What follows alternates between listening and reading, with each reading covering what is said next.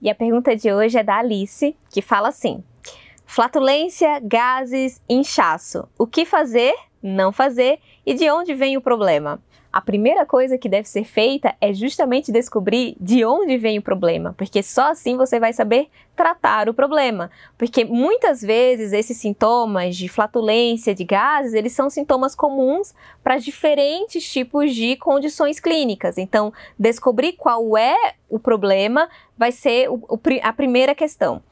E se a gente não tem como fazer nenhum exame muito específico, nenhum teste muito específico, uma das nossas estratégias principais que a gente começa a fazer nesses casos é fazer uma dieta de eliminação. Eliminar tudo aquilo que possivelmente esteja causando os problemas. Então, primeiro a gente começa com essa eliminação de alimentos que são potencialmente alergênicos. Então, a gente pode iniciar, como por exemplo, com uma dieta com estratégia Low FODMAP, né, diminuir a quantidade desses carboidratos que fermentam bastante. Esse é um tema, inclusive, que a gente fala muito no nosso livro Reprogramando o Seu Intestino. Então, a gente fala de algumas estratégias para identificar e também tratar essas estratégias de eliminação.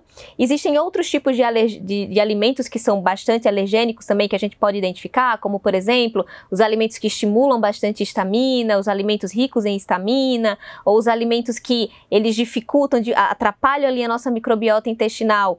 E conforme você vai consumindo cada vez mais em excesso, como por exemplo até mesmo proteína animal, esse excesso de proteína, excesso de carne vermelha, isso pode também aumentar um grupo específico de bactérias que vai fermentar aqueles aminoácidos específicos e isso vai trazer uma série de problemas. Então o primeiro passo aí é identificar essa causa desse problema e fazer essa estratégia de eliminação.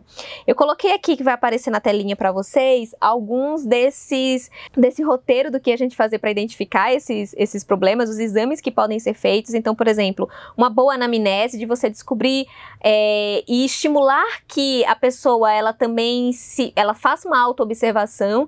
Eu consumo tal tipo de alimento, naquele dia eu comi o feijão, por exemplo, e senti gases, fiquei com desconforto, mesmo colocando o feijão de molho, mesmo fazendo lá todo o processo para que elimine aquelas substâncias que produzem gases, ainda continuo com desconforto. Então é um processo que você vai ter que pedir também para a pessoa ou você mesmo se observar o que está acontecendo quando consome determinados alimentos. E fazer esse rastreamento metabólico dos sinais e sintomas. Qual é o horário que você sente mais desconforto? É pela manhã? É pela noite? Porque tudo isso também vai variar bastante do que está de fato acontecendo. Alguns exames, alguns marcadores bioquímicos para saber como que você está de processo inflamatório, como que são as suas questões hormonais. Muitas questões de inchaço, retenção de líquido, ele também está associado com algumas alterações de desequilíbrios metabólicos. Temos também os testes genéticos. O teste genético, ele não vai dizer exatamente se você tem intolerância ou não a determinados alimentos, mas ele vai falar pra gente em termos de qual é a sua predisposição a ser muito sensível a alguns alimentos. Então a gente consegue identificar lá em relação à lactose, em relação à sensibilidade de uma forma geral aos alimentos. Existe um gene bem interessante que a gente olha, que é um receptor, né, o receptor AHR. Então as pessoas que têm alteração nesse receptor, elas têm uma tendência a serem muito sensíveis a tudo. É aqueles que falam assim, nossa, eu tenho dificuldades até mesmo com os alimentos muito saudáveis, eu tenho muita sensibilidade a tudo e acaba tendo realmente, de fato, muita intolerância, muitas alergias. Então, são pessoas que têm essa tendência genética também a serem muito sensíveis.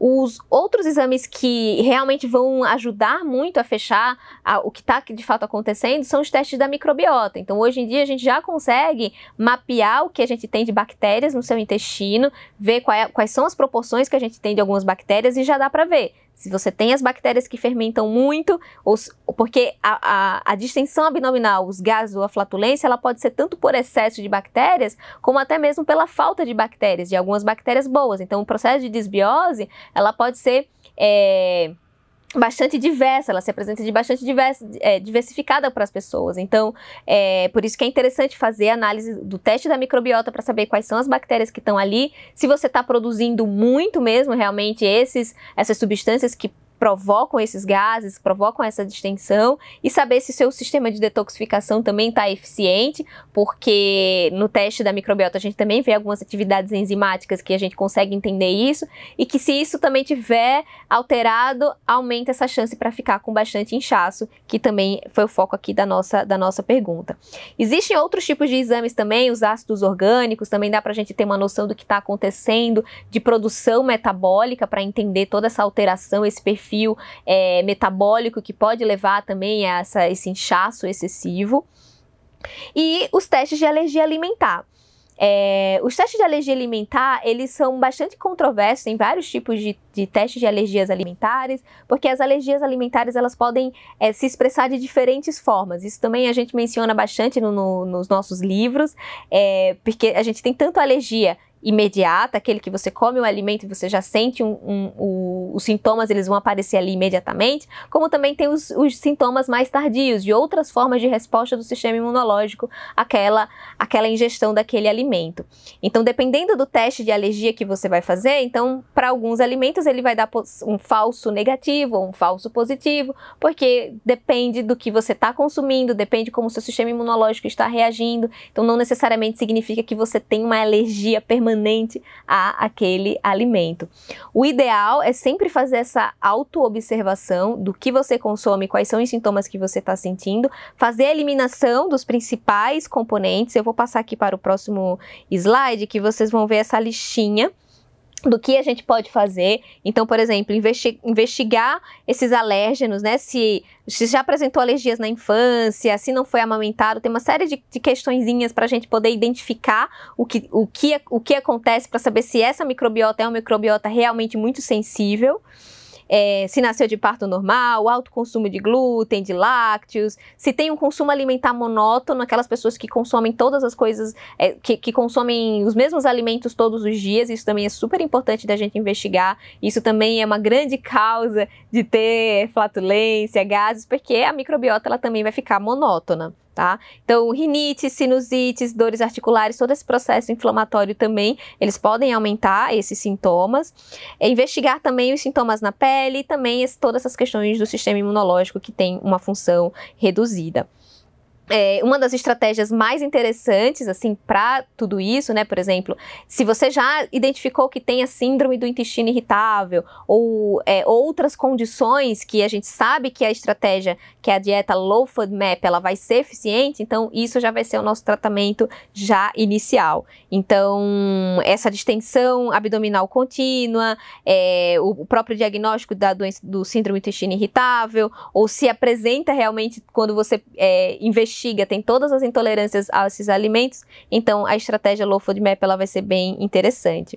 E depois, com o tempo, depois que você faz a exclusão desses alimentos, a ideia é fazer a estratégia Low FODMAP individualizada, porque você não vai cortar todos os alimentos que são Low FODMAP para o resto da vida. A ideia é você ir reintroduzindo eles e fazendo individualmente essa análise de qual alimento vai permanecer e de qual alimento a gente tem que realmente evitar um pouco mais. Não significa não consumir nunca, mas evitar um pouco mais a frequência de consumo.